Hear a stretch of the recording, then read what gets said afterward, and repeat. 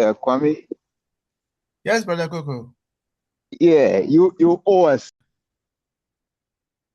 Right. Good evening, good afternoon, good morning, everyone, wherever you are. This is the Consciencism study group. My name is Brother Kwame, and we are here today, as usual, to study, to read, to share with one another the what thing you would consider the foremost philosophical and ideological work for Pan-Africanism. This is a book put together by Sajifo Dr. Kwame Nkrumah, first president of Ghana, known then as the father of Pan-Africanism. And he, as you know, he went to US, studied, went to England, came back to Ghana in 1947, and he led the decolonization movement in then Gold Coast before Ghana became Ghana in 1957. And he put together his thoughts, his strategies, his thinking, and how he fought the colonialists in this book that we meet every Thursday to look into. So thank you for coming. I'd like to welcome you all formally again. Brother Glenroy, welcome. Sister Brother Coco, welcome. Brother Suwayo, welcome. Sister Mpai, welcome. Brother Sam, welcome. And then Brother welcome, WHK, welcome also. So we are moving on to chapter 4, but I think I've been reminded that I need to just go over chapter 3 so that members are reminded as to where we are. So let me go over it. Is my screen clear, everyone? Yes. I use notebook to do this. This information, by the way, is on our website, the website of the Kwame Nkrumah Trust.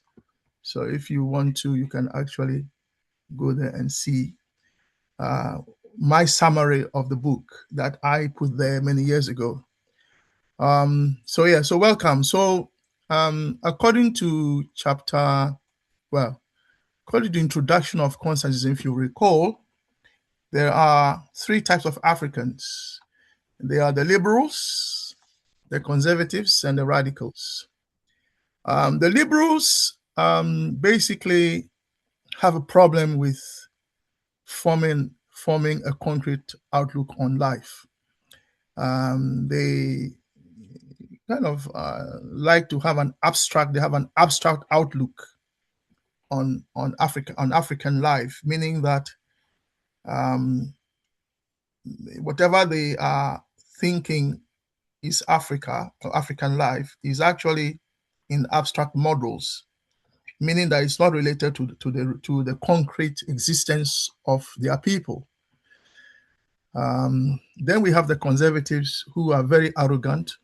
They see themselves as some kind of special people, and they think that they have some kind of right to lead Africa, and that it is their personal distinction and privilege to, in fact, they think they are doing us a favor in leading us.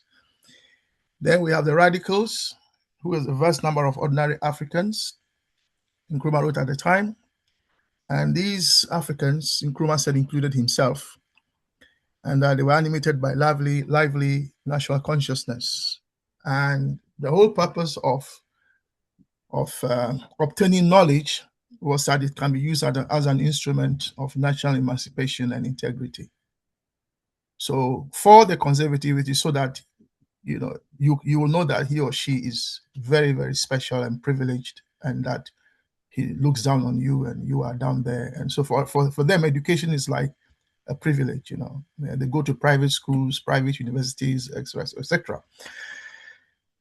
So that is introduction of the book. Then we go to the chapter 1, which I think we've all would have forgotten by now, because it's such a long time ago, if not 2 years ago when we looked at chapter 1.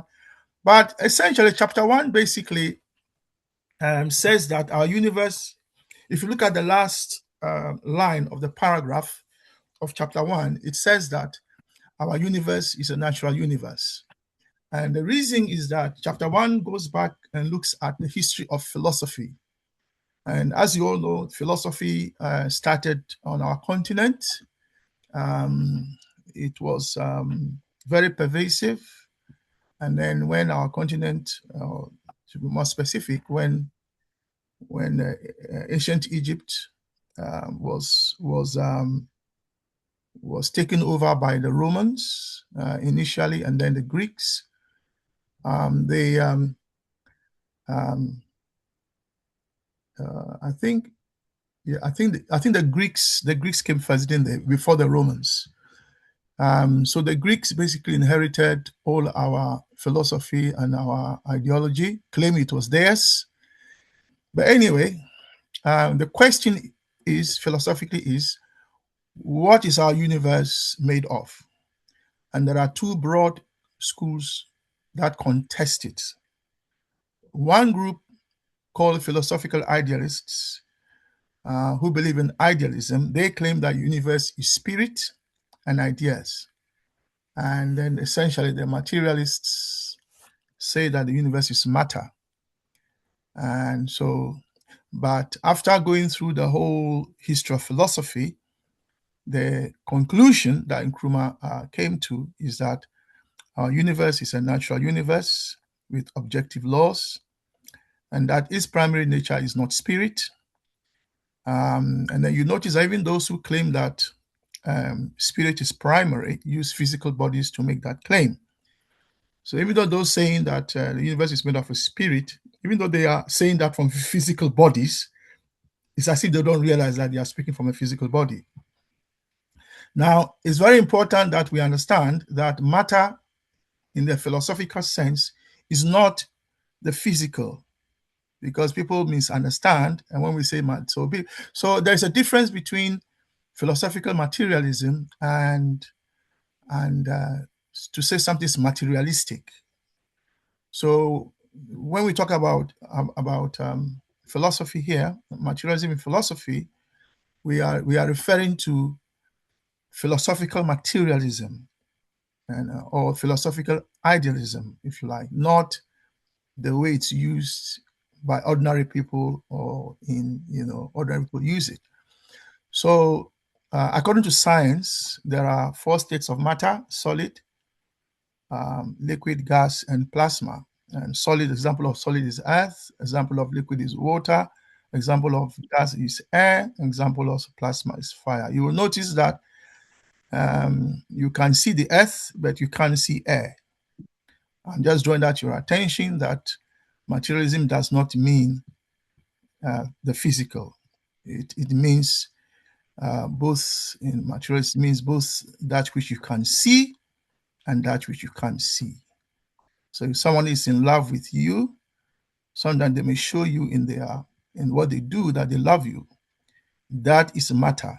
And even if they don't show you, it is still matter. Yeah. Just as you can't see air, but you know the air is there. So we want to be clear with this misconception because it brought some problems I think in 3 or 4 sessions ago, when one of us thought that by matter, this philosophy meant the physical.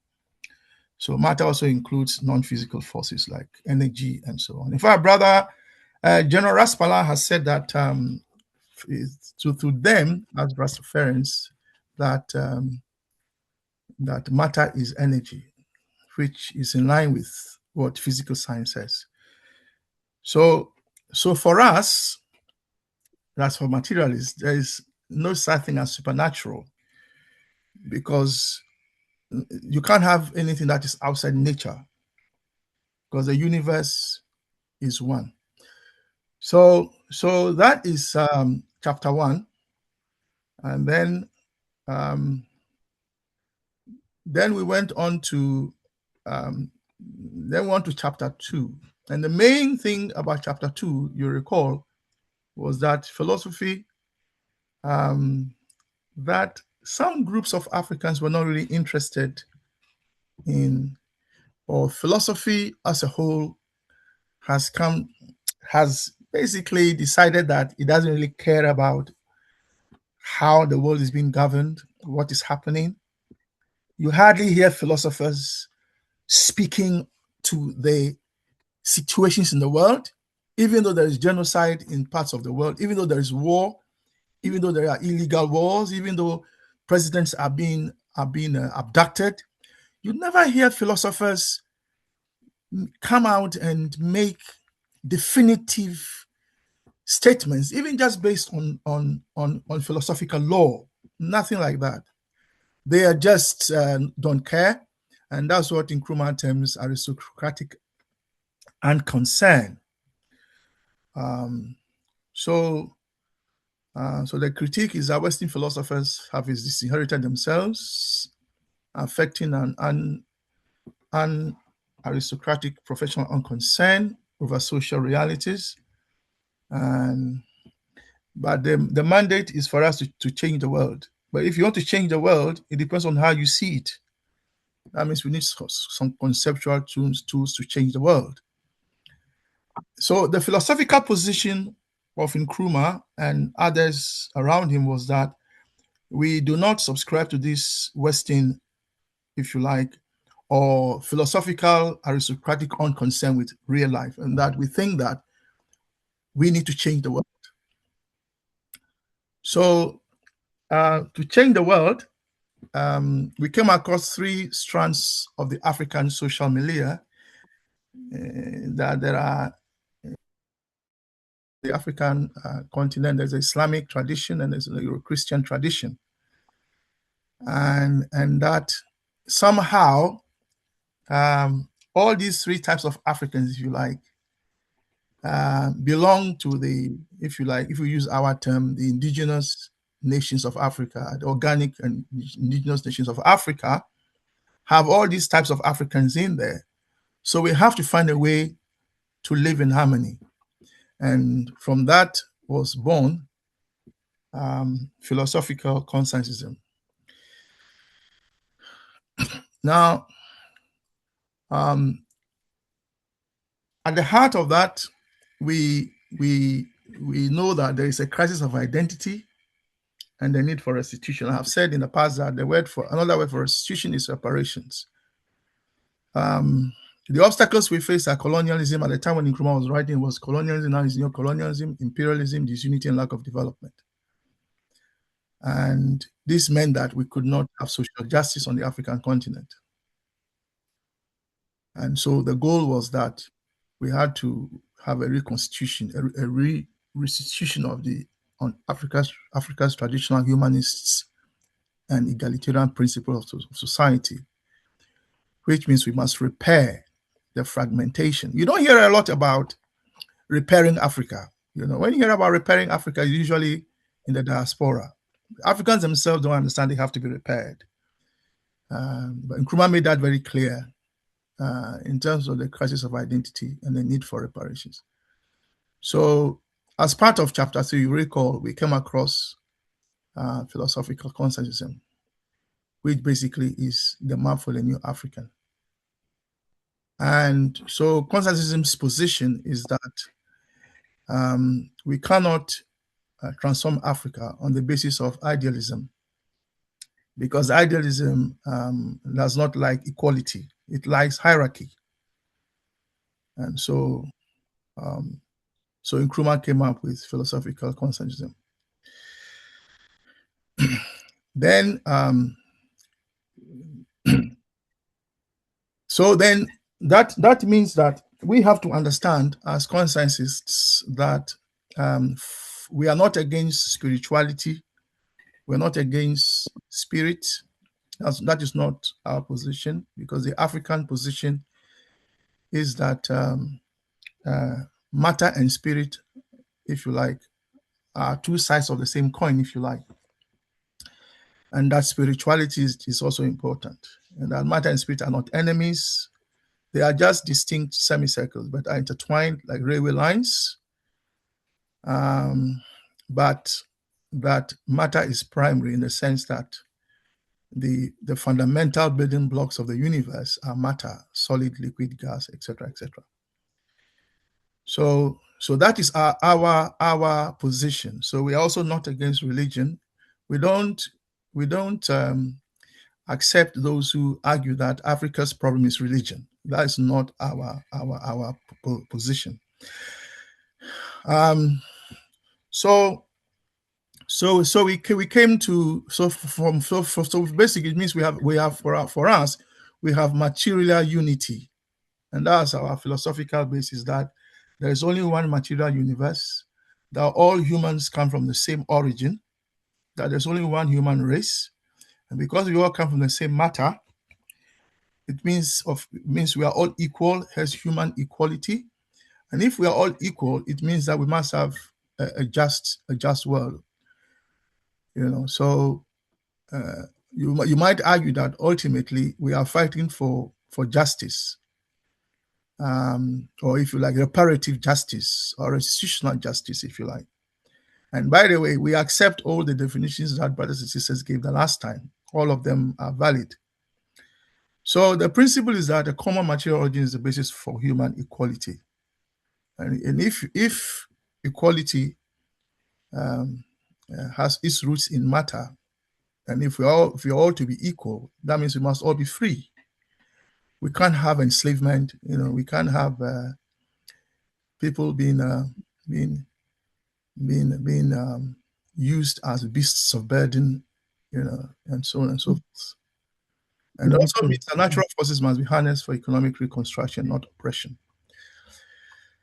And that brought us to the science of liberation, if you like, and that we must liberate ourselves and so on. But here we are now moving to chapter 5, but this is chapter 4. So in chapter 4, so if I go back, we were introduced to philosophical consciencism earlier, and we moved through these. Now we are going to look at chapter 4, where we are at now, which really looks into the science of liberation. And so that is where we are at. So to summarize, the introduction looks at the types of Africans there are.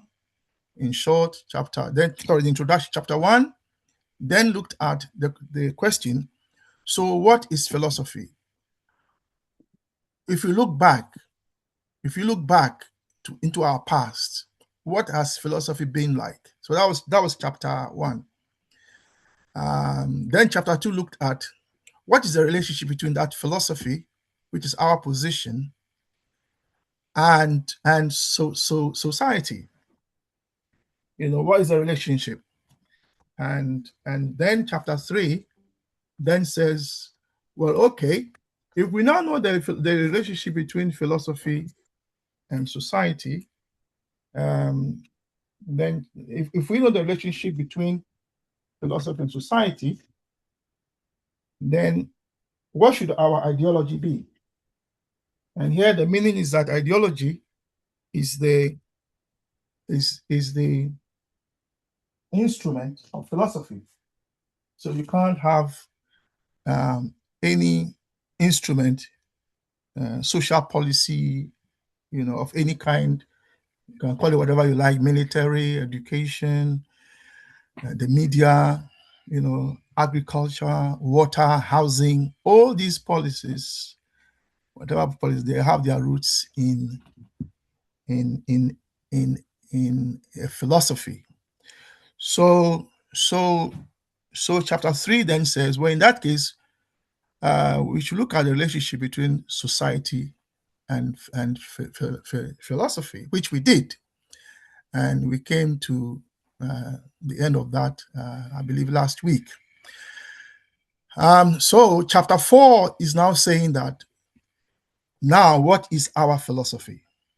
So it's now going to look into what, if we say our philosophy is philosophical consciencism, then what is our ideology?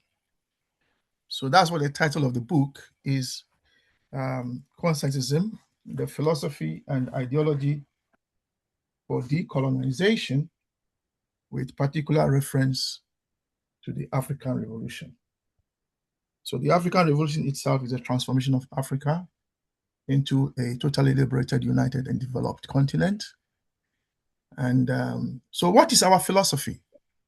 So chapter 4 answers the question that, if you like, we've all been waiting for. So what is our philosophy? Well, our philosophy, as we know, is philosophical consciencism. Okay, so that's our philosophy. Then what is our ideology? Yeah, our ideology is consciencism. So that's where we are at now. We are looking at the ideology, which is consciencism. So I'm going to put the book on the screen, the chapter we should be looking at today, and that's chapter 4. Let me know. Sorry, hold on. Let me not do this one. Hold on. Let me do another different one. I think I've got two of them.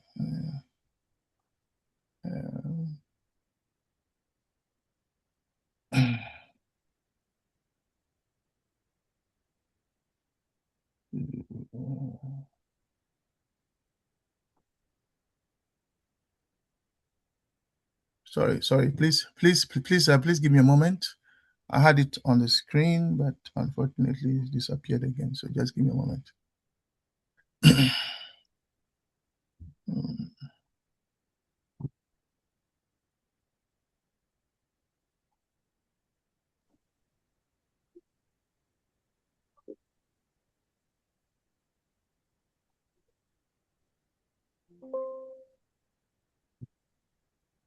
Brother Kwame, what is our philosophy? Our philosophy is philosophical conscientism.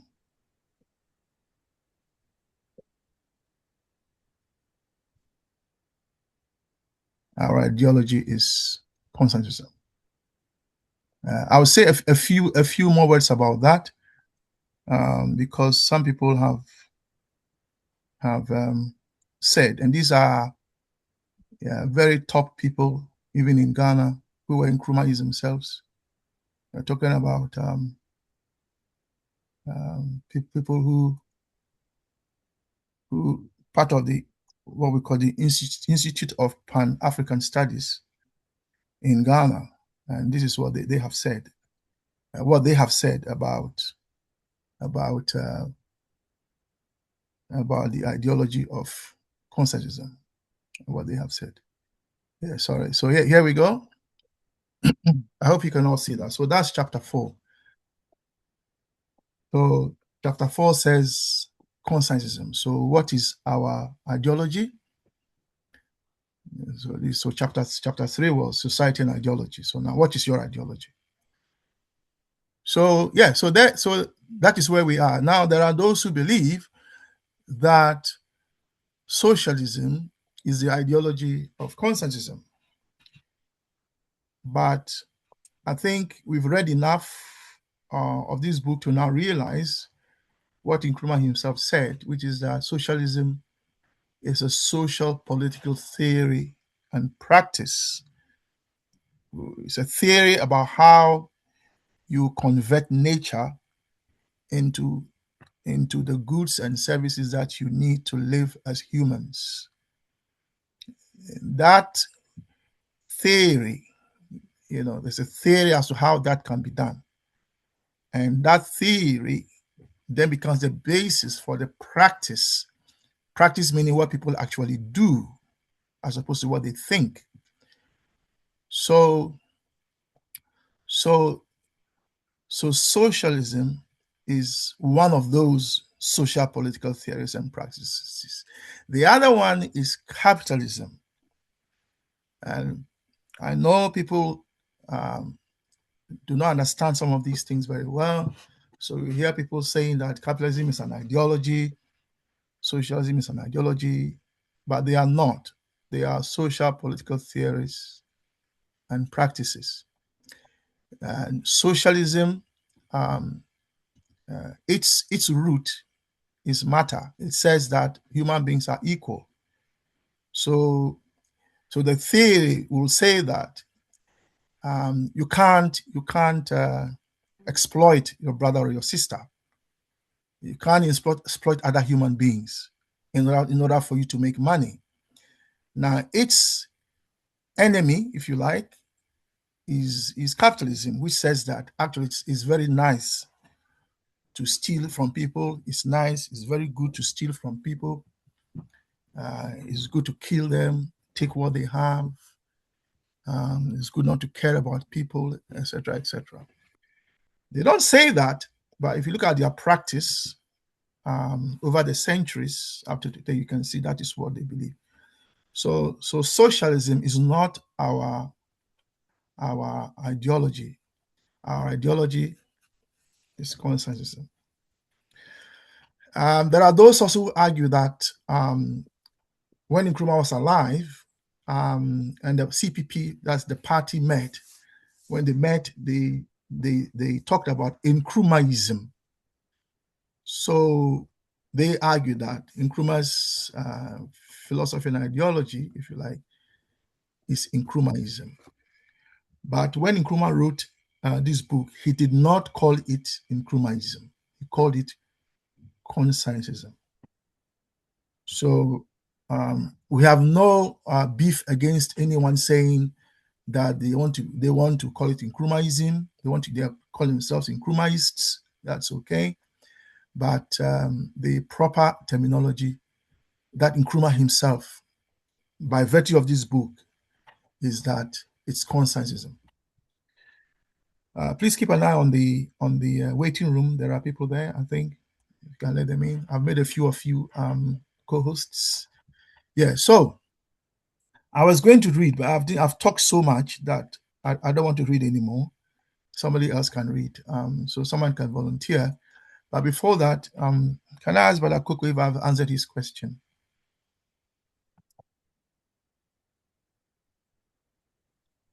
Brother Koko?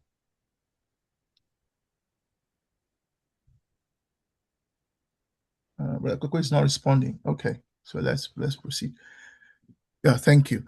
Right, so let's proceed. So can we have a volunteer to read? I've been doing a lot of talking, so I want to just rest my voice for a moment while somebody else reads. Thank you.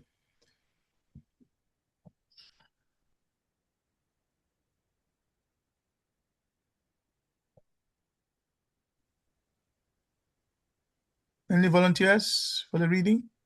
Can I go? Yes, please, Brother Sam. Thank you. Good evening, everybody on the platform. Thank you. Good evening.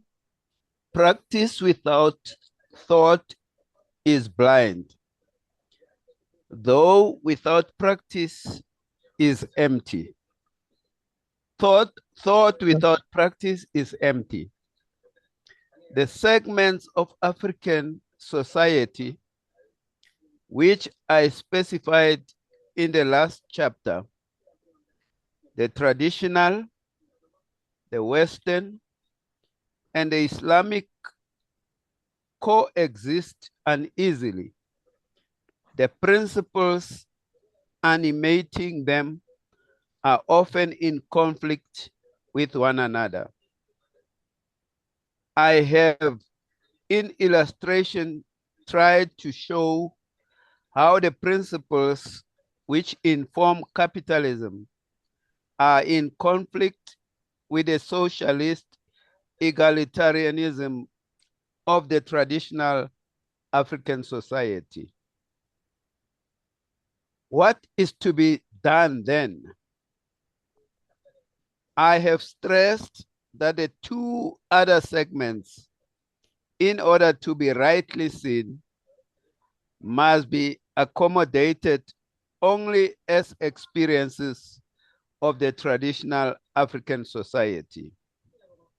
If we fail to do this, our society will be raked by the most malignant schizophrenia. Thank you. Thank you very much, Brother Sam, for your eloquent reading. So let's take some words first. Are there any words that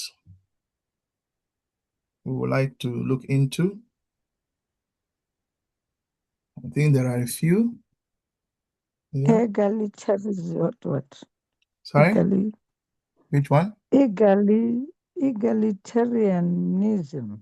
Egalitarianism, yeah. So egalitarianism comes from the same word, it has the same root as equality or equal. Yeah, that's where it comes from. So egalitarianism basically means equality. The kind of equality I talked about. Why socialist egalitarianism? Because in traditional African society, all human beings are equal. We don't believe that so and so is more superior to so and so in terms of their humanity. We don't believe that some human beings can be compared to animals and therefore don't deserve to be treated as humans because they are not even humans. Yes, there are functions in society, and there are different functions in society. Someone is, I don't know, a trader, another person is a farmer, another person is a chief, etc., etc.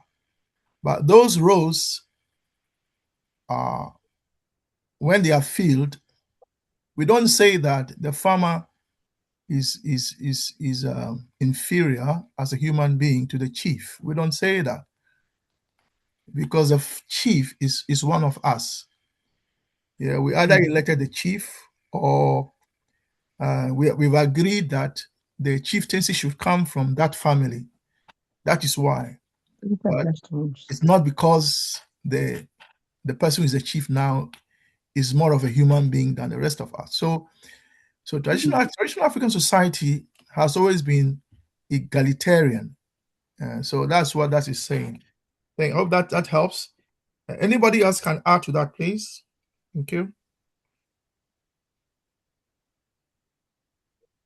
Well, feel free to unmute yourself and add to that if you want to. That's fine. Brother Kwame, Yes, sir.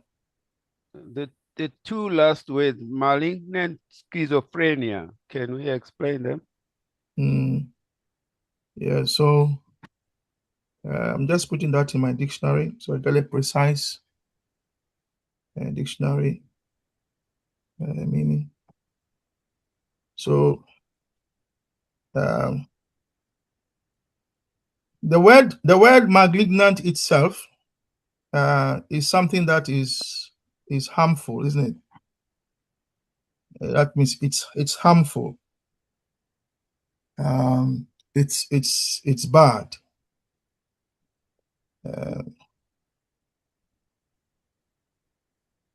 So there's a word malignant. So cancer, for instance, is described as malignant, and when it's malignant, it also means that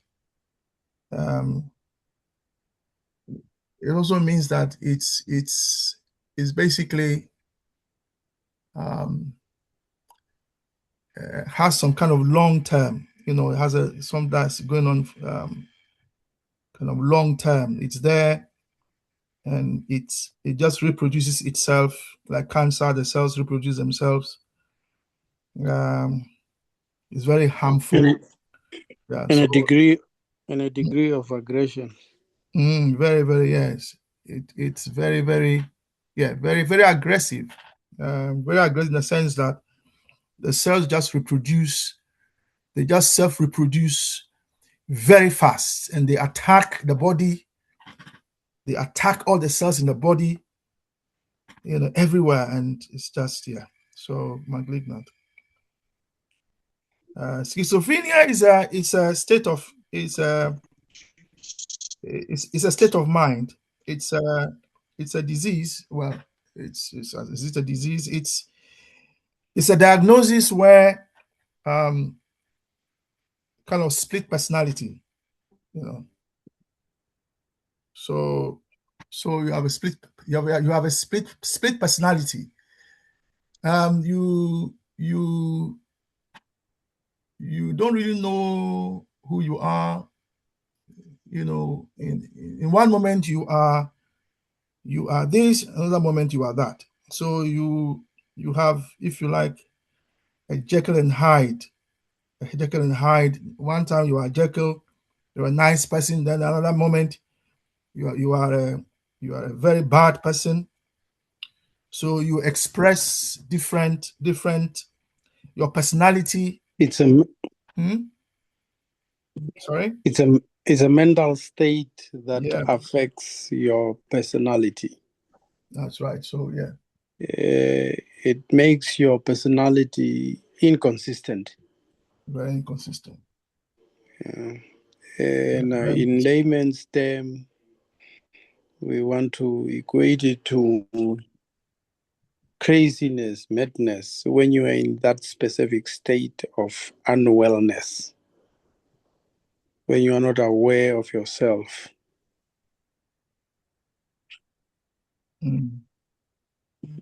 Yeah, so you are yeah, so it's a form of psychosis, isn't it? Yeah. A mental illness. And I said split personality, but apparently it's not split personality. It basically means that there's a split in your thoughts, emotions, and behavior. And so if you consider Africa to be one continent, Nkrumah is saying that if we do not find a way of unifying these three personalities, so the African personality now has three dimensions. There is African personality that is Western, Islamic, and traditional African. And they don't always agree. Yeah, in Nigeria, some of you know, it can be really terrible where Christians can't live in certain areas, etc., etc. So if we do not find a way of unifying these three personalities, then that is what will happen. We'll have a malignant, harmful, sometimes it's very harmful, split personality, if you like. Split, not split personality, but split in our thoughts. We can't agree. Our thoughts are split. Our emotions are split. You can't be just to two people because this person is traditional African. You don't like traditional Africa, so you treat that person. Is it split or is it unharmonious? Yeah, the malignant is harmful. The schizophrenia is the split thoughts, split emotions. So if somebody comes to your shop and you're a Muslim, you treat them better than if a Christian comes to your shop. So you can't see that they are both your brothers or your sisters, and therefore you must treat them the same. Okay, so that's the word malignant schizophrenia. Any other word?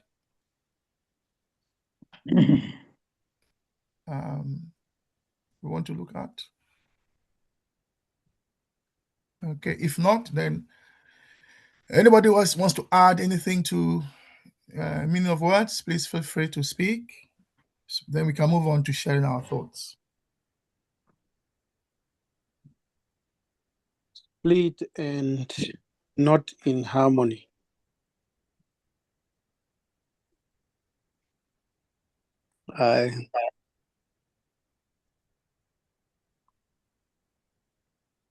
Not in harmony.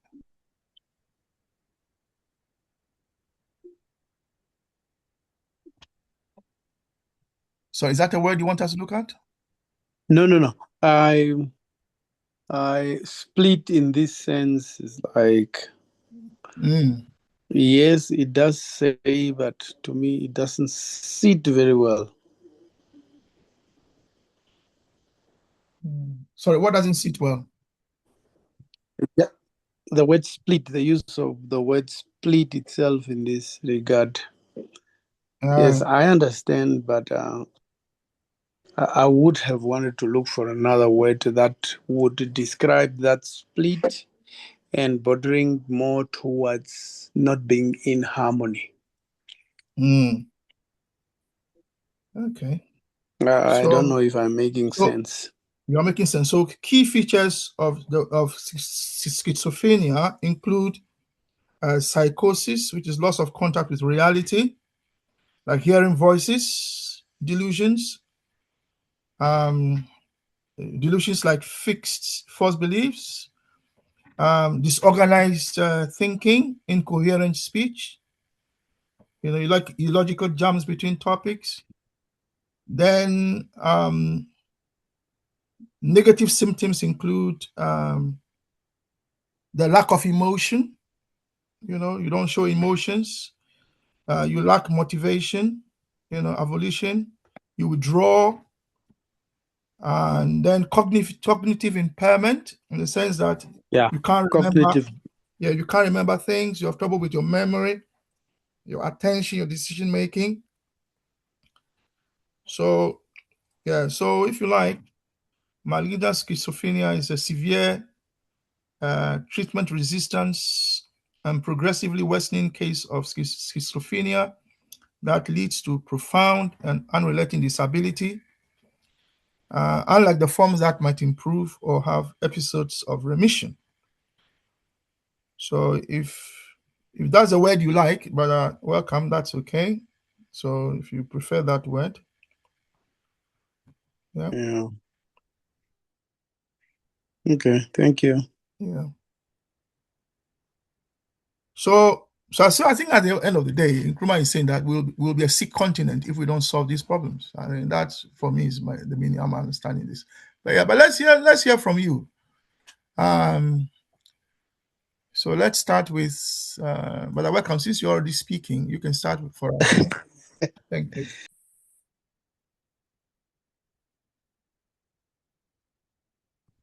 No, pass for now, please. Okay, that's okay. Let's go to Sister Amma, please. Well, Sister Amma, I don't know if you can speak, because usually you're unable to join in the conversation because of where you are. Let me just check if you sent us a message. No, you haven't. Yeah, so I suppose. Sister Amma, if you can speak, please unmute yourself and share. Yeah, so I mean, my understanding of the word egalitarianism, I like to say that we as human beings are all made up of the same matter. So you cut us all, we bleed blood. We all need to. Yeah, these are the examples I give to my kids. I said, you cut somebody, we all bleed blood. We're all born of a woman. We all need to get rid of our waste. I use a different term when I'm talking to people. We're all going to at some point die, and we all have equal worth. Regardless of what we do, each human being has equal worth, and therefore we have the same needs and rights to. If there is a pot of rice and there are 10 of us to eat, we all need to eat from that pot of rice. We all need to sleep. We all need to have somewhere to live. And it should be based on what our needs are at any particular, point in time, not because of who I'm married to, whose family I'm in, what job I'm doing. It should be based on, because I am an elder, I may need to sleep more or sit down or whatever. So I think that's important. Yes, and I think Nkrumah's right that I look at it that there are different things that in the passage of time, by time I mean history, that are impacting on and influencing our culture and our communities, and we need to look at how we synthesize those to bring them to work together in a way that's what's the word I'm looking at? Not conflicting, but the only word I'm talking about synthesizing them so that they work in harmony, I suppose is the best word I could use. So I will finish there. Thank you. All right, thank you, Sister Amma. Let's go to Brother Sam, please. Thank you.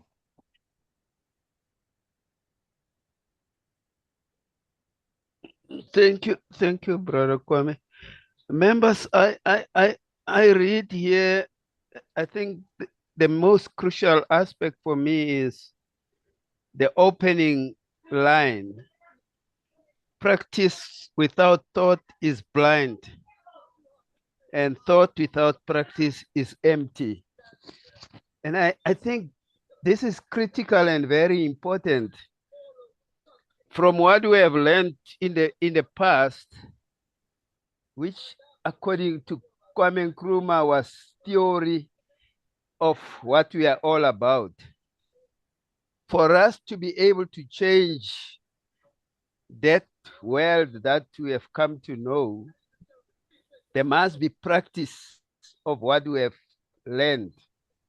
And I think this is where the emphasis is. But he goes further and reminds us of the three strands where the African traditional society was based.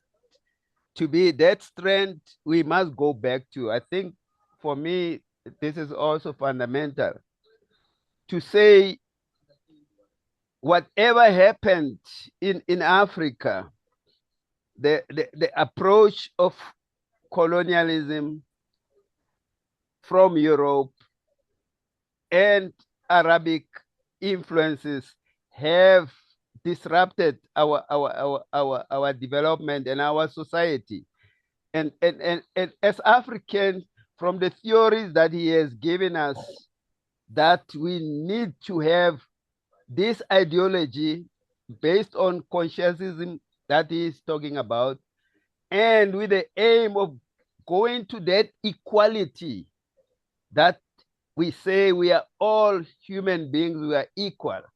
We need to bring all those together in order to take the whole society where everybody is equal, where nobody can be oppressed or exploited or degraded, where human beings will live in equality and using the nature, the world, the wealth that is there on the earth for the development of that society. That's what we need to go to. Thanks. Thank you, brother Sam. So let's remind ourselves again, egalitarianism, as some of you have already mentioned, believes that we all have equal fundamental worth. We must all be treated the same before the law, and we must have equal opportunities. But even with equal opportunities, where there's evidence that one group has been discriminated against and has disadvantages, that action is taken to correct those starting points for them. In terms of egalitarianism, there are different versions. There's political egalitarianism that says that we must have the same one man, one vote, if you like, freedom of speech, things like that. There's political egalitarianism, and there is social egalitarianism. And we don't believe in caste systems, racial discrimination, gender-based roles, etc., etc. We think everybody should be, there should be no hierarchy. And economic egalitarianism is where the problem lies, because some people want to have more than others, and that's where the problem lies. Some people are against fair distribution of goods and services.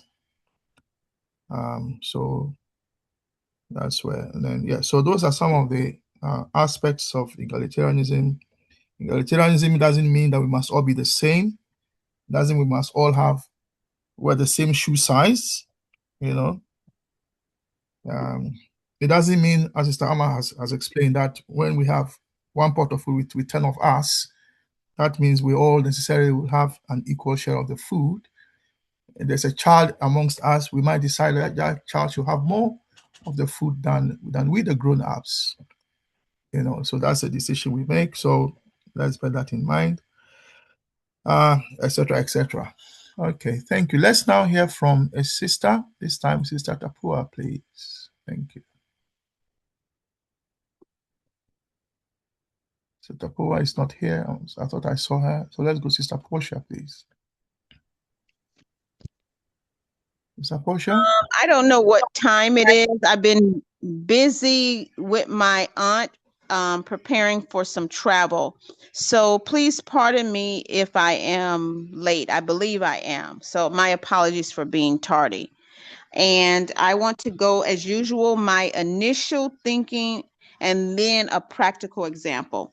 So the first paragraph is basically saying to think, to consult, to implement, and sustain.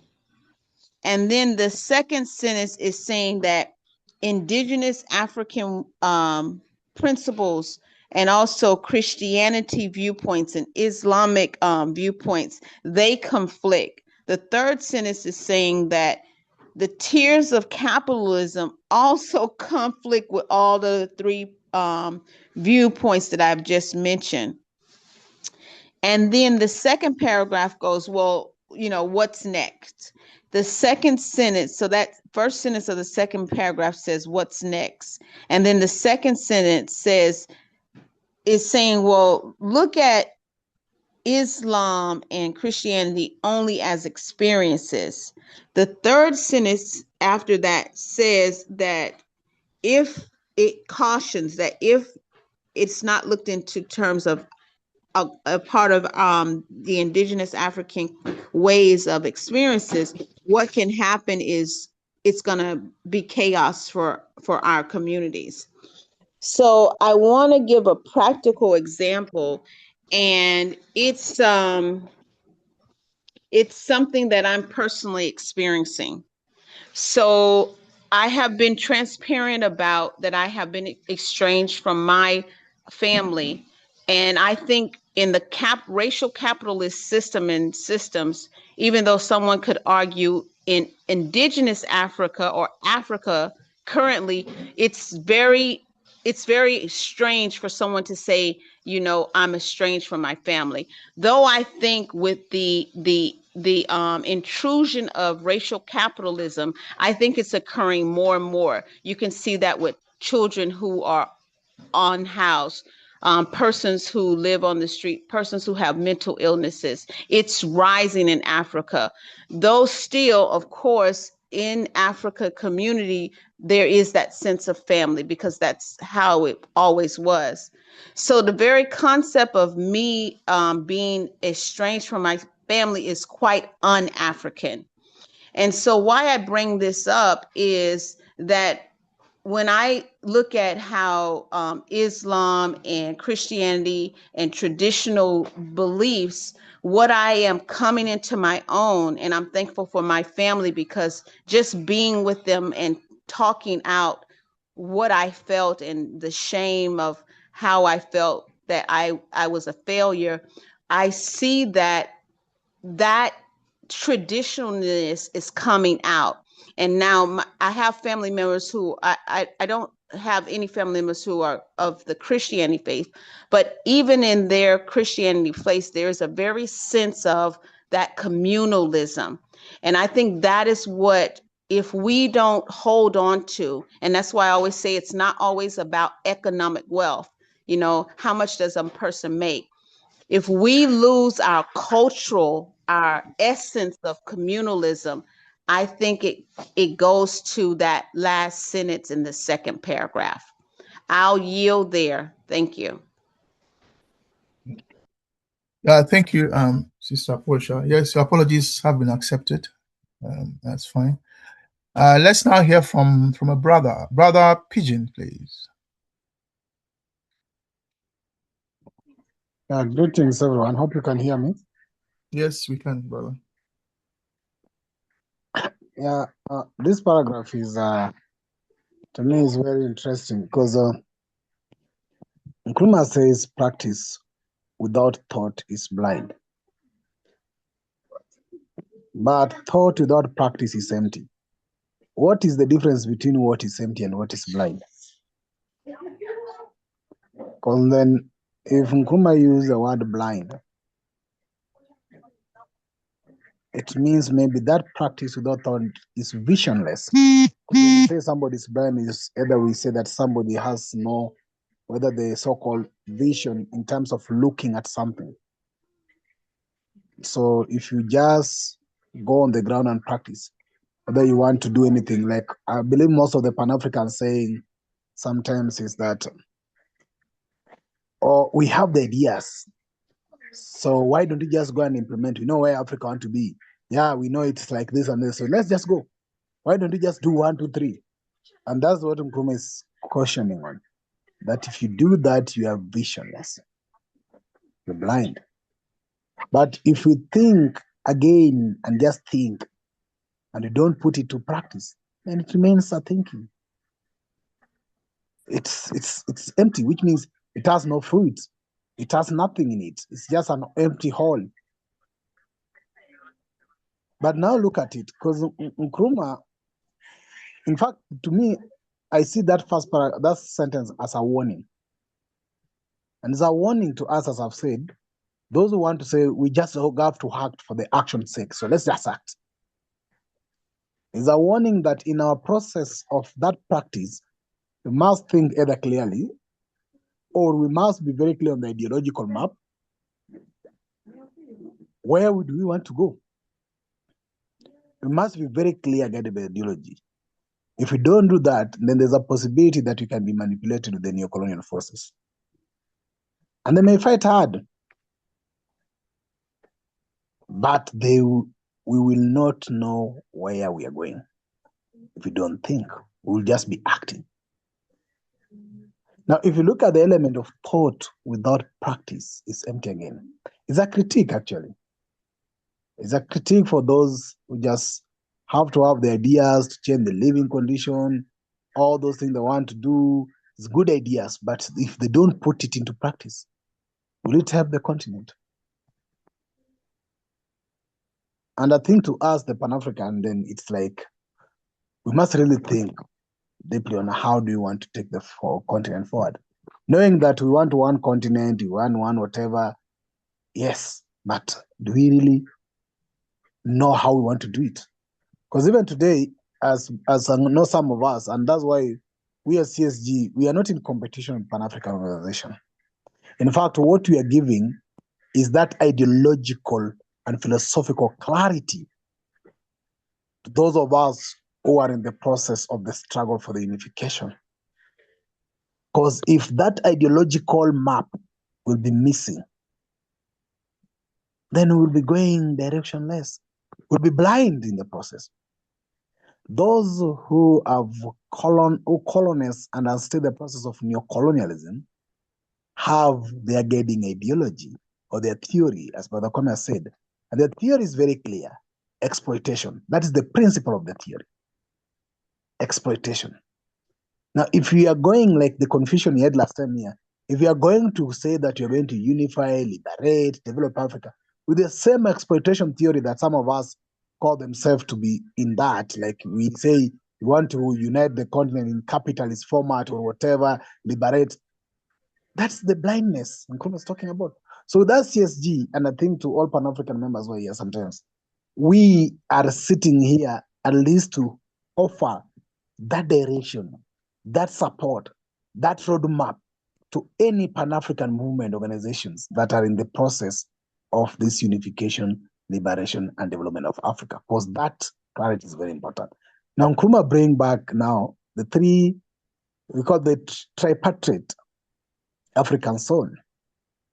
We've tackled this in the previous paragraph, where Nkrumah is now saying the segment of the still African tradition, Western and Islamic coexistence. But Nkrumah is telling us, and I think that's very clear, because he's saying that you must treat that as just experience. We must treat it as just an experience. And I remember Nkrumah said sometimes back on the history as an ideology, that the history of Africa cannot start with the European narration. The contact of Africa with the outside world should just be part of African history, but not the center of African history. So how do we then try to bring all these three together? And Nkrumah is saying this is the crisis of the African conscious today. We are all seated here, but Nkrumah is underlying very important thing that there's a difference that hold these three, and it's rooted on their, let me read that, the principles animating them. Now, I know in the two, whether I call them the two counter the European and the Arabization of Africa, their principle is contrary to the traditional African belief system. Because the traditional African belief system, as Brother Kwame and other members have said here, is rooted on egalitarianism, equality of us. Even if we exist in various functions, there was the seer, there was the prophetess, there was who and who in the society. But that religious system was on equal basis. But let's look at the European Christianity or even Arabanization or Islam. Is it also within the same principle of equality? And most of us will agree that they don't share the same principle. One is more of an exploitative. We go with idealism, structural thing that other people are down here. And even if you look at today, the practice of even those religions sometimes, especially not for critique purposes, even the Christianity that's being practiced by some of the pastors today, is where even in a poor community, there will be so many churches preaching the gospel, and the poor will be funding that by paying the money to the pastors to drive and live big houses. In one way, that is exploitation. Because if you take it back to the African system, the spiritual well-being of the community was not pegged on some element of exploitative reaction between those who are either being preached to or being administered to, as it is today. So I think we must realize that this struggle of African conscience is rooted on the principle of the three tripartite that Nkrumah is trying to bring in. So our tradition, as I've said, is rooted in communalism, African traditional practice, or that what we call egalitarianism. But the Western one, then it is introduced through colonialism, bringing individualism and all those things, Euro-Christian values to us. The Islam has also a very long structure and standing history with Africa.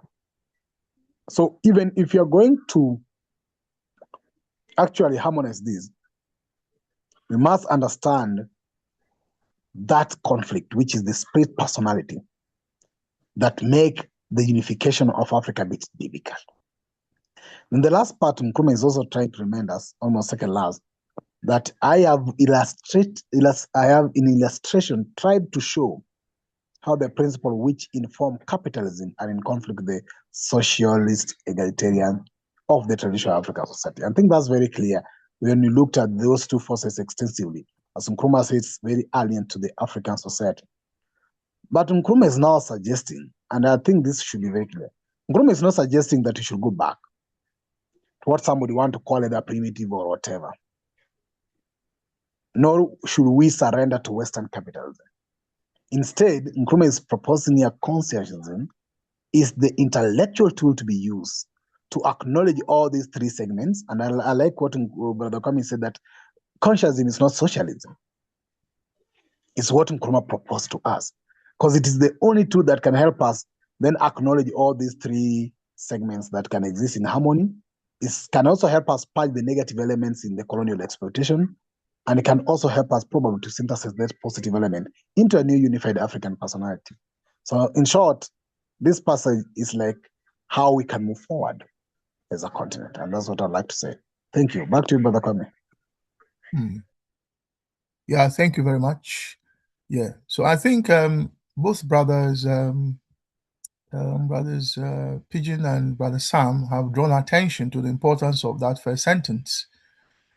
And I think we can understand why that sentence is important, because now we are looking at the question, what is our ideology? Now, as we've recognized, when we talk about ideology, we are talking about instruments of action. So when you talk about education as an instrument of ideology, you are talking about educating people. Military, going to war or not going to war, housing, to build houses. These are all practices, right?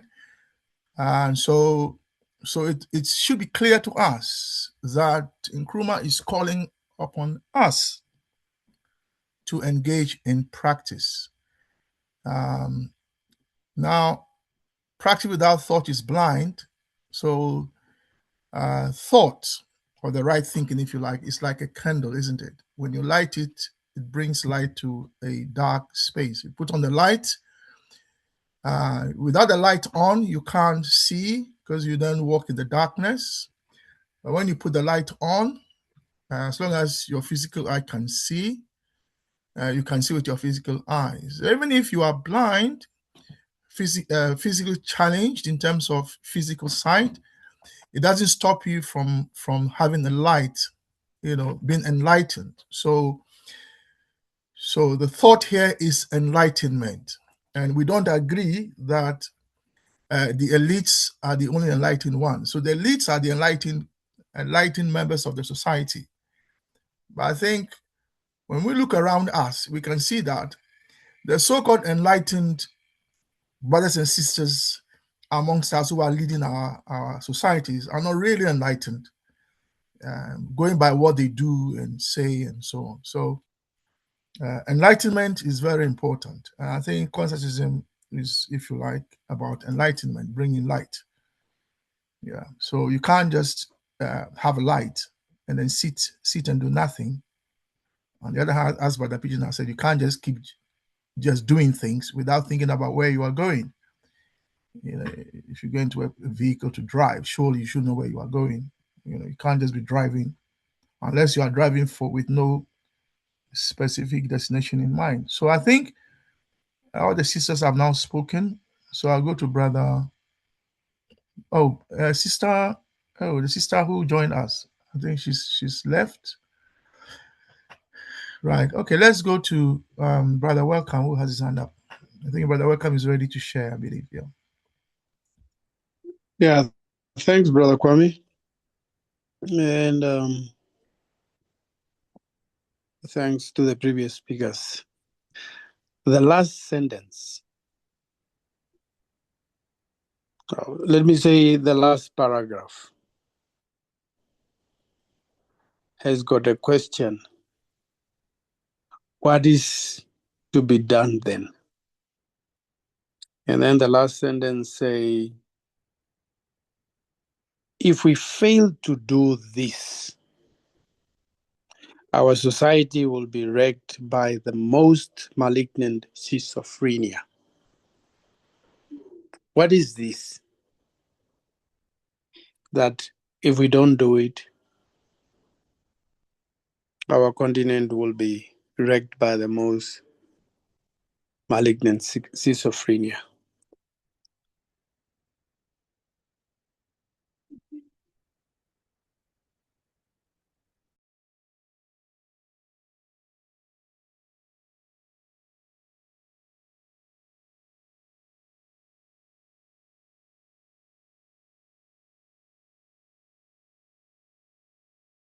Can somebody help me with this?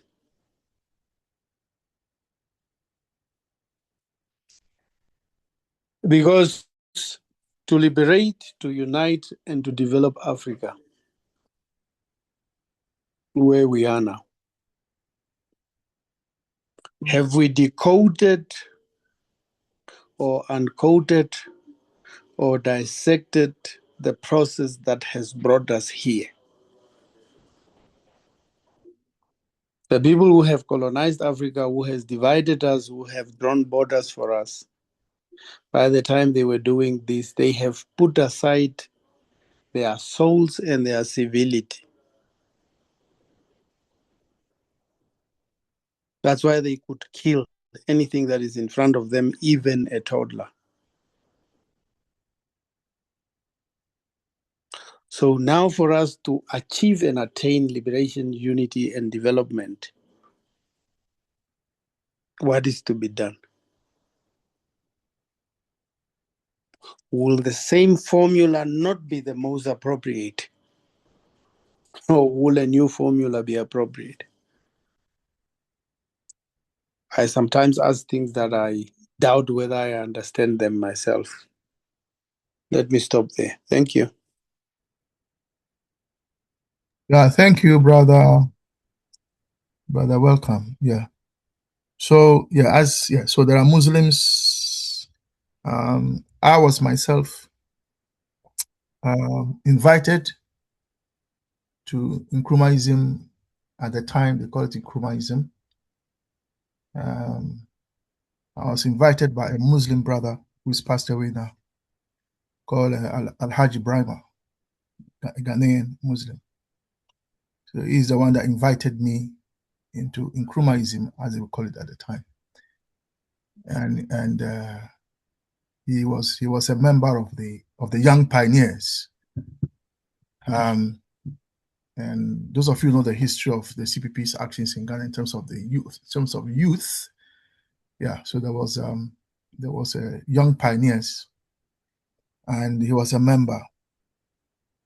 So he invited me, and I saw myself as a Christian at the time, but I also believe in the pouring of libation as a traditional African.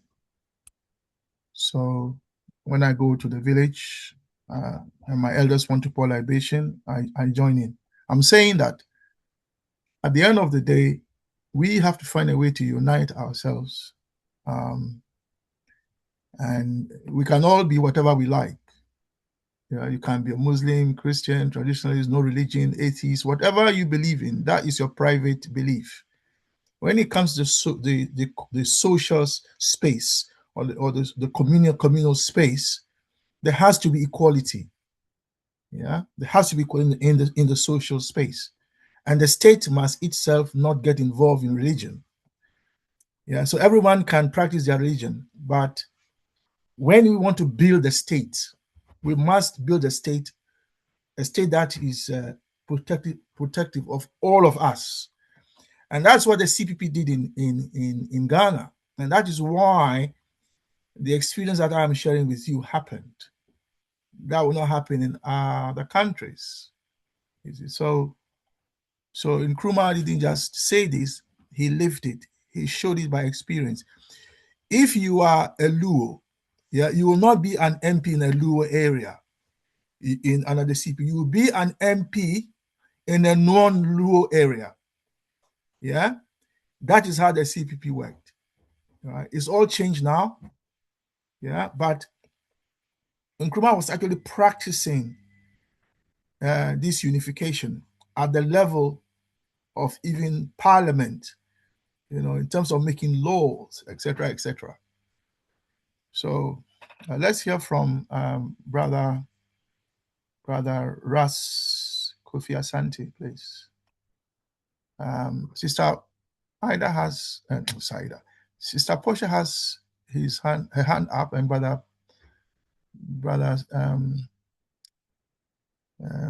Hypercon. Brother Mali also had his hand up. So let's hear from Sister Portia first. Sister Portia, is there a question, comment? We want to hear from others as well. Please. Did you have a question for the brother that spoke earlier? Sister Portia? All right, so let's go. Brother Mauli. Yeah, greetings. Yes, the floor is yours, sir. Yes, okay. So for me, the sentence actually really speak a lot, especially when it comes to the schizophrenia aspect of the whole thing. I think one thing about current the current practice our people do is they confuse education to be religion, which sometimes lead to them not to be able to see clearly what's really is affecting society, which they are also part of. So the schizophrenia aspect is that aspect I want to draw attention to, because you realize that whether I'm a Muslim or a Christian or a traditionalist, at the end of the day, if I go to buy Gary and the Gary is high, the price is high, it does not affect me. It doesn't matter whether I'm a Christian or a Muslim. I go through that. if I'm going to buy other stuff, that kind of and if education, if you are not actually looking, so it's like we do not have that one accord, which is one spirit towards what is supposed to be achieved as a nation and one mind. So with that aspect, and with the assertion you made earlier about we being in terms of religion and all those stuff, which I was looking at it that Nkrumah was doing that to unite us in a way to have that one accord. That it doesn't really, it's not about the religion, because the religion seek to subjugate, put that division among the people, that this is what differentiates you from this person. This is what, I mean, in terms of the philosophy aspect of it. So with this, how will you actually, when it comes to what affects the society as a united front, how your approach, individual's approach are always different from I'm supposed to see, which is where the spiritual philosophy aspect comes in. So to me, it doesn't really, it's not. Hello. If you want to take a look at it. Hello. Yeah, go on, finish what you're saying, Brother Mauli. Yeah, so Brother to Christopher, me, I've just muted you for a moment. Brother Mauli speaking. After that, you can speak afterwards. Yeah, go on, Brother Mauli.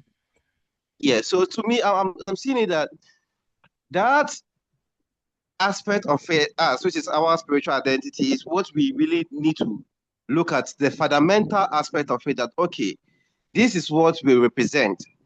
And until we move forward. But I don't know how the Chinese did it, though, because we always have to learn from them, whether they all have the different form of religion, and at the end of the day, they were able to make progress with it.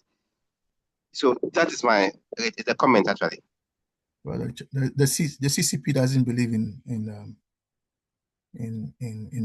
religion, but I think the key here is that the state itself must be non-religious. The state must not, if you like, uphold one religion against the other. The state must not prioritize either Islam or Christianity or traditional Africa above the others. The state must treat all religions must be secular. equally. Yeah, the state must be secular so that it treats everyone equally. So that is the key. But in your private space, you can be whatever you like. Yeah. So that is something that we need to do, and that means that Northern Africa, Sub-Saharan Africa, and Southern Africa, all of us must come together. We have a problem.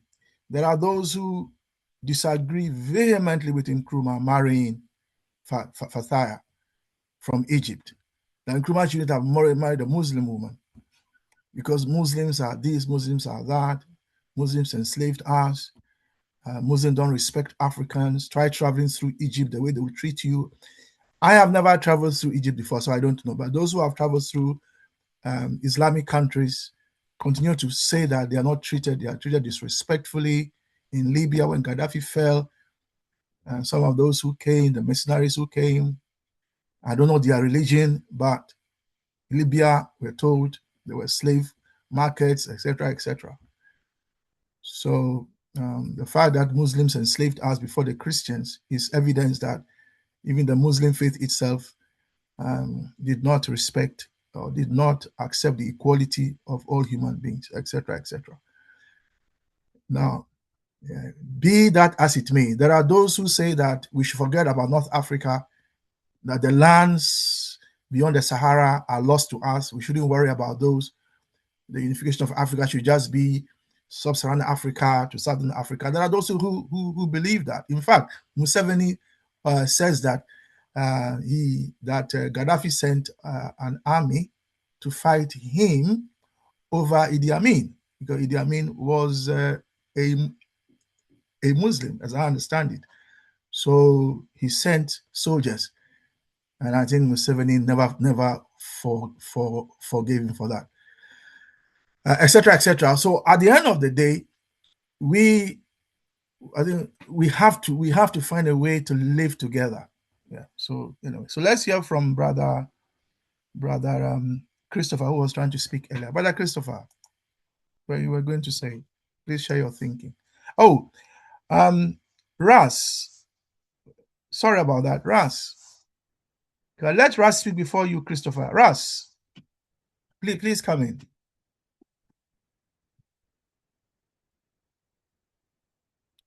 Ras not ready? All right, Christopher. Christopher? Hello. Yes, Good Christopher. evening. Good evening, Christopher. Yeah. Once Where again, are you joining us from, Christopher? I'm from Antigua and Barbuda. Ah, wonderful. How did you hear of us? Are you watching our video? Anyway, I'm in some of the platform. It was one of the guys who just added me to. Yeah, what's the name? Wonderful, wonderful. Yeah, what do you think about what we've been reading? Anyway, I have different experience in all what you people are saying, and please share your experience. Growing up in Ghana in the early 80s, 1983, I had the opportunity to go to the Soviet Union. I was part of the Al Fatah Jamaria group of Libya, the Green Book, the Green Book, so we call it. But that time it was in Ghana when Gaddafi was helping J.J. Rawlings. So going to Cuba for 20 years, and the whole thing is that I'm going to say it from the medical point of view, so that we can understand where we are now. The cause of a disease is different from the mechanism in which the disease works in your body.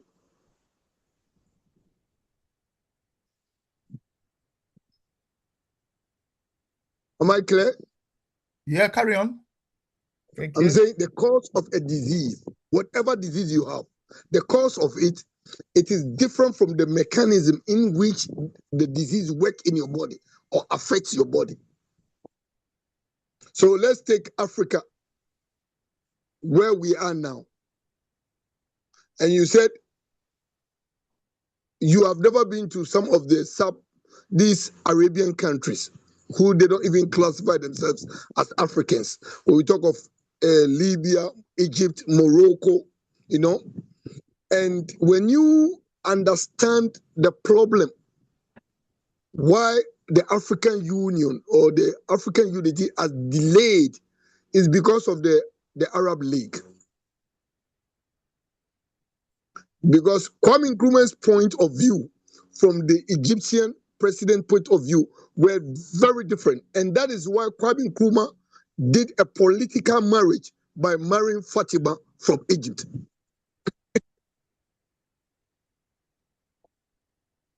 So that religion, when you see a Ghanaian or you see an Egyptian, we're going to bridge that gap that has been created by religion. You understand? But only that people never understood Kwame Nkrumah during those days when he was trying to create that self-awareness of who we are as Africans. Up to today, it is only Ibrahim Traore who had sparking that idea of being African in a different level.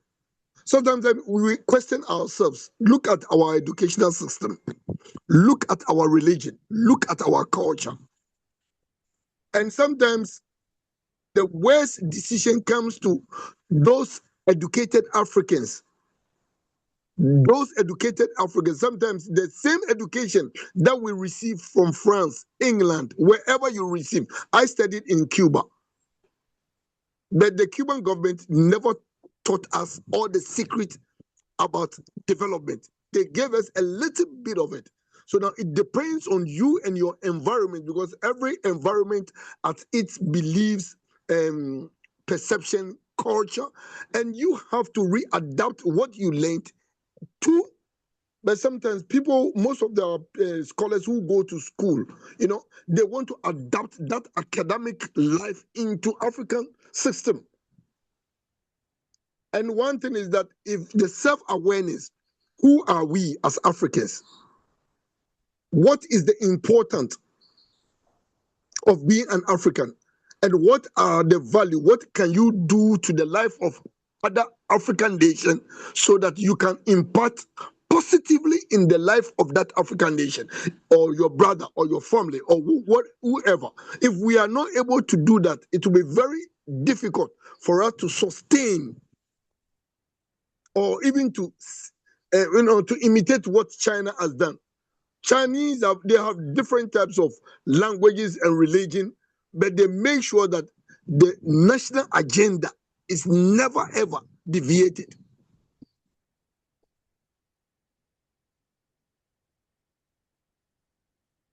So we cannot talk of consciencism if we Africans don't even know who we are. Because all what exists and does not exist out of the consciousness is determined as material. You understand? Now, if you go into quantum physics, the way they define certain things, you need some fundamental basis of certain things for you to understand it. Let's take what Ibrahim Traore is doing now. If Kwame Nkrumah had some of the French-speaking countries, Africa, we had been about 10 times ahead of what we are now. But the whole thing is that whenever we have somebody like this in our country, the enemy uses all whatever factors that they have to just eliminate that person. And we have been part of the problem. We Africans. Look at what we're saying. I heard a comment of one of this guy. Like, look at the way they use the visa and go to America and go to this. I have some friends who study medicine and pharmacists in Cuba, and they went to Ghana. What are they doing? With all the knowledge that they have in pharmacy, they are selling medicine. They sell medication.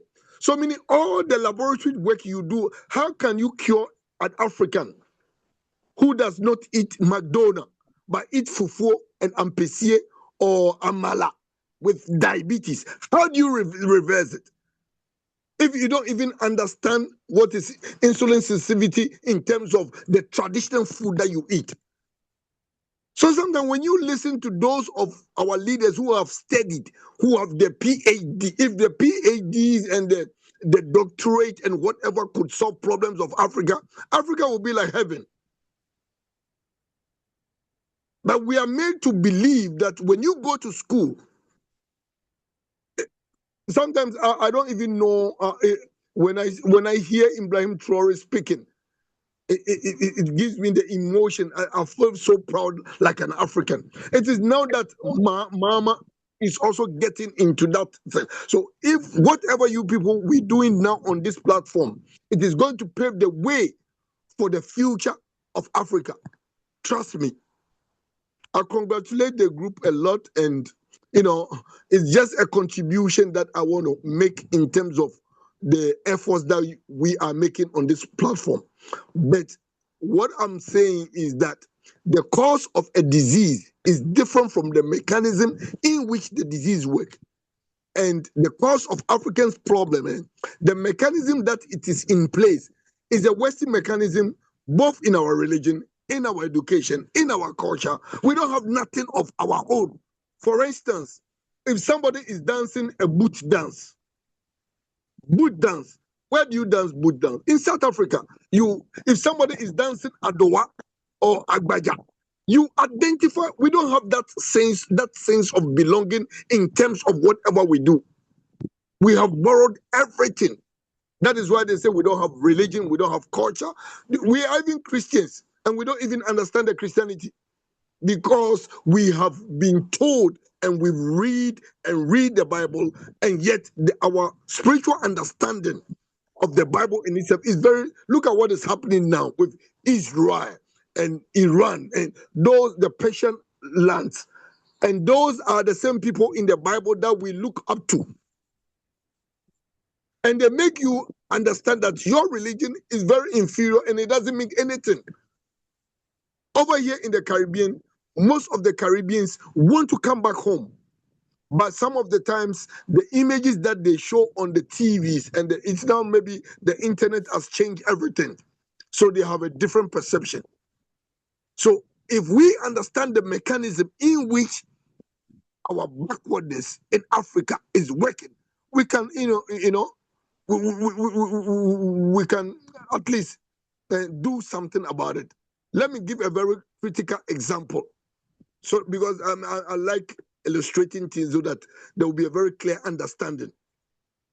We're talking of consciencism, right? If we know why we are Africans, why we are born, what is the importance of being an African? The importance of being an African. Then, of course, we have more than 80% of our problems solved. If we know why we are Africans, why we are born, why even we are even discussing on this platform, then that idea of knowing why we are born, why we are on this platform, it will be very difficult for religion to have a very negative impact in whatever we want to do. Because we have a cause of reasoning why we are doing certain things. But if those causes are not well underlined, religion and even academic was somebody says, oh, this person is a doctor. Because there are people who have never been to school and are more intelligent than people who are in school with degree. Just because what they have learned has given them a very positive impact in their life. So that if we are able to redefine certain things in terms of our coexistence, we can coexist in Africa. And Africa, for instance, what I do over here is seminar, and before I went into this seminar, in terms of the same consciencism, I was asking myself, if a black man dies and you burn the black man, he turns into ashes. And if a white man dies and you burn the white man, he also turns into ashes. Now, the question I was asking myself in terms of the consciousness, what is ashes? You realize that the ashes are made of carbons and they are minerals. So if you understand that the white color is made of carbon and the carbon is mineral, and you are as a black man, you burn a black man and he turns into carbon, then you ask, why is it that we don't have white ashes if they are so superior, if they are so intelligent? If you understand that thing, there are certain things that will never ever impede you to develop as a black man or as an African. But those fundamental things, sometimes they are not even there, and we don't even have leaders, to tell us, okay, this is the way and this is how. And because of looking for the answer for this question that I was asking myself, he changed my perception of what healing is. So if we can understand the cause of why we are here, why Africa is in that mood, and what are the mechanisms of action that the structured society in terms of the West used to dominate and plunder the domination of Africa, then of course we will get out from the problems. One, we have to be selective in terms of our leaders. You understand? But sometimes we use PhD and the doctorate, and sometimes they don't even understand whatever they even study. So, just in a nutshell, what I'm saying is that thanks so much for the opportunity and just listening to the different points of views from all our colleagues on the platform. Thank you so much. Thank you, Brother Christopher, for sharing your thinking and your experiences. Let's now go to Brother Brother Russ. Brother Russ, are you able to talk now? Russ, yes, Russ. Yes, thank you for the opportunity. I joined not too long ago, so I'm still listening in. So Okay. I'll pass. If there is another opportunity, I'll come in. Thank you. That's all right, Brother Russ. And greetings to everyone from Ghana. And from England, and from Kenya, Ghana, and from. Okay. Yes, let's hear from Brother Coco.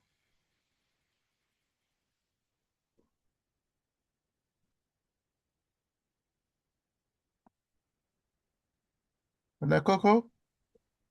All right. Greetings, comrades. Yes, Brother Coco. So, Brother Coco, what do you think about the 2 paragraphs?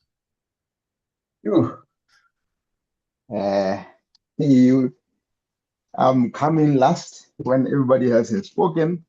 No, and we still have. people have. We still have at least 4 people who haven't spoken. Okay, my point was the speakers who have come before me really spoke brilliantly. Really spoke brilliantly. I thank them, and I'm not going to take away anything that they've said. I'll just try to add. So going through similarly to what Sister Portia usually does, I'll start with from the top. The first sentence, as what Pigbin and Ademtau has said, is a philosophical warning. He's saying acting without understanding or reflection, it leads to mistakes. So this is a warning for most of us who, after independence, just wanted things done without actually putting our thoughts properly. So I think this is the reason why he came up with this manual, with this philosophy, because he needs to give people the grounding, the understanding who they are. And then he says, thought without practice is empty. Again, Pigman has rightly summarized this. Just theorizing without action achieves nothing. And I think, thinking about our case right now, we are in a situation where we have to relearn, and we have to relearn about ourselves. But we cannot wait. We can't just relearn about the history which we were not taught in schools, the education, the Afrocentric education which we were denied. We have to do that at the same time and put that into practice. Because if we don't do that, then we achieve nothing. And again, just to summarize that sentence, we need to both deep thinking and real world action to build society properly. So he talks about the 3 segments of African society, which we met earlier. And the philosophical consciencism is based on that. It's trying to synthesize all those 3 segments of society. And as you know, is a traditional African society, which is communal, egalitarian, uses shared resources and collective life. And then there is the Western, where the capitalist, with capitalist influence.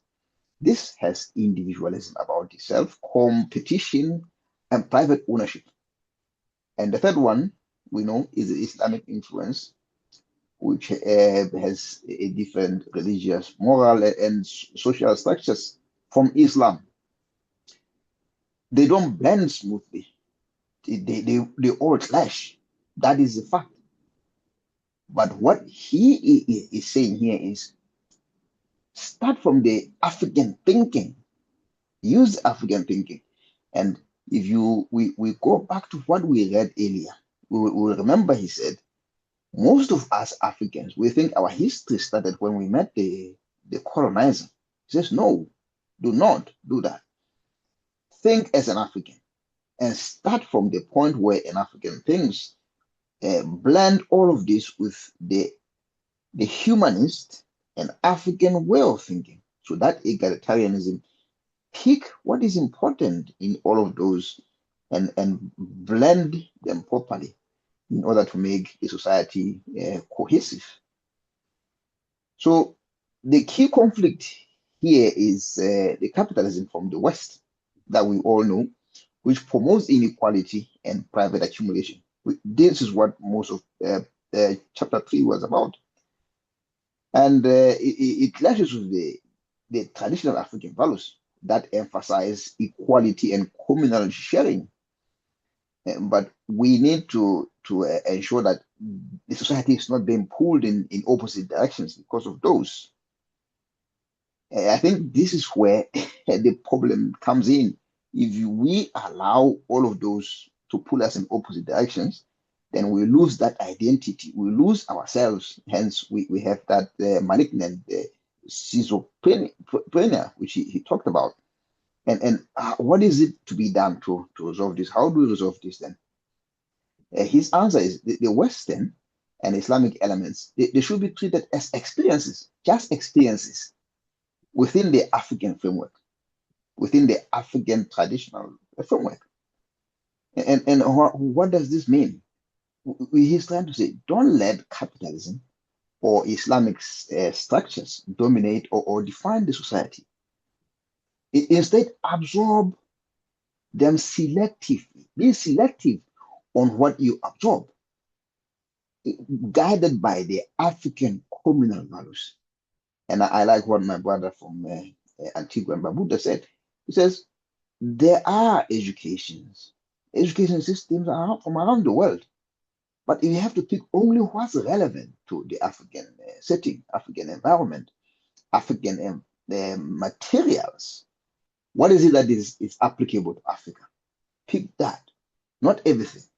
All your letters, PhDs and whatever it is, it's not at all relevant if you got it from outside Africa and it wasn't used to be practical in an African setting. So African identity, it should be the foundation, not an afterthought, not an afterthought. So again, let's not forget what he said in the beginning. He talked about the colonial student. The colonial student is easily misguided by the philosophies from different professors, especially in the societies in which these professors live, and they want to code those and pick them and try to apply to African settings. No, Africa has its own philosophies. It has its own schools of thought. We need to develop the African identity as a foundation, again, but not as an afterthought. So last one, otherwise malignant schizophrenia. This is powerful because here it says there is that deep internal conflict. Society becomes confused, divided, and unstable if we don't actually synthesize this properly to get this working in the way that creates a cohesive society. So if Africa doesn't fully live properly, but it continues according to all these contradictory systems, it will be torn apart internally. It will be torn apart internally. So in summary, Africa must unify its society by grounding all influences, Western and Islamic, in its own traditional communal philosophy. Otherwise, it will suffer a deep internal conflict. Allow me to stop here. Thank you, Brother Coco. I would like to apologize to rest of us who haven't spoken yet. I'm afraid we ran out of time. So apologies to Brother Ifo, Brother Lifu, Brother Sean, and such Shiwa, you just say your mic wasn't working. So apologies to those brothers I mentioned. Sorry that we've run out of time. The time is 9 o'clock, UK time, 8 o'clock GMT, and then I think around midnight in Kenya or so, and elsewhere, different times. So, Brother Pigeon, you have announcements for us, and then we bring the meeting to a close. And thank everyone for coming. We appreciate your coming and your presence. Thank you. Thank you, Kwame. Thank you for everyone who has spoken. And it's nice to see Brother Christopher joining us. He's been part of our broadcast list of recent, and we've been progressing some other conversations together. So I appreciate him finding time again also to be, I think, for the first or second time in our virtual classes.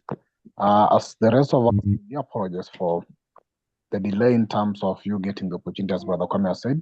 We were actually doing part of chapter 1, so we've done the reading and conversation for maybe 1.5 hours, but next time we'll have more time to do this. If we wish to start again from this paragraph, as we continue to the next paragraph, we always link that in our sessions. So this is what we do every day. Read a paragraph and discuss. Maximum we do 2 paragraphs. For us to reach chapter 4, it's been 3 years. So just know the quality of time and attention we put together to just do the study. Somebody, Brother Kwame said, is qualified to be a degree or diploma course because we have been into this every Thursday for the last 3 years. And we are ready to commit to finish the next 2 paragraphs or chapters, which may take us another 1 year or so. So we are not in a hurry. We are here to study and share and learn. And I believe most of us who have joined us for a period of time have actually gained a lot. I've been now trying to share my thinking more than I was doing when I joined in 2022, which is almost 4 years down the line. So thank you very much. And thank for those who have been continuously here. The new members who are joining us, please feel most welcome. Some of us have been here for 4 years, some have been here 3 years, some have been here 2 years, some have been here 1 year. And that shows the level of commitment and the discipline we are putting together for this. So we are thinking, and at the same time, you're doing the practice. So we only don't think. This Saturday, well, I don't believe it. I hope it's not the Saturday Sister Portia was to present, but you can be projecting the program for the Saturday. We have been doing all the recordings of our sessions. So in case you miss, if you're a new member, in case you miss our sessions, they are always recorded on our YouTube channel. So I do upload them, and we have uploaded so far the latest recording. But Kwame did not upload the previous last week recording on the Thursday tagline because there was a lot that was still need to be discussed whether it was qualified to be on our Thursday sessions. But we will discuss that. There are 3 pending sessions we haven't uploaded, but we'll discuss and deliberate on them so that we can fully upload them. But they are on our YouTube channel storage. So we have close to now 400 recordings. In fact, I've uploaded around 400 videos sessions on our YouTube channel. I always share the link of our YouTube channel in every invite that I do. So please go back to the invite, click down there, find the link to our YouTube channel, subscribe, or listen to any of the conversation we've been having in the past.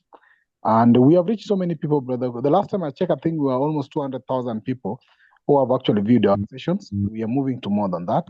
Brother Son has joined us here with his timeline, and he came directly from our YouTube channel. So feel most welcome. Mondays, we do have Pan-African Reading Club, where we actually read the chapter 8. Now we're in chapter 8 of the Defeating the Dictators. And Thursday, we continue from where we left. So this Saturday is back on economics. We are looking at the taxation, redistribution, and equality, still on basis of either egalitarianism, equality. So if you are willing, or you are an expert, or you think that you can present or put a presentation on taxation, redistribution, and equality, please get in touch with me so that we can give you an opportunity to present on our Saturday session, which do take place the same time, 6 p.m. GMT Accra. So please get in touch. That's the topic for this coming Saturday. And let me know immediately in my inbox if you're willing to do a presentation on that. Those are economists or anybody else. So having said that, back to you, Brother Kwame. Yeah, no, thank you very much for the announcements. Thank you very much, brothers and sisters, for attending. We appreciate you. Apologies once again for those who could not speak. And see you all on Saturday if you can attend. And then the next Thursday to continue with chapter 4. Good night and greetings, everyone.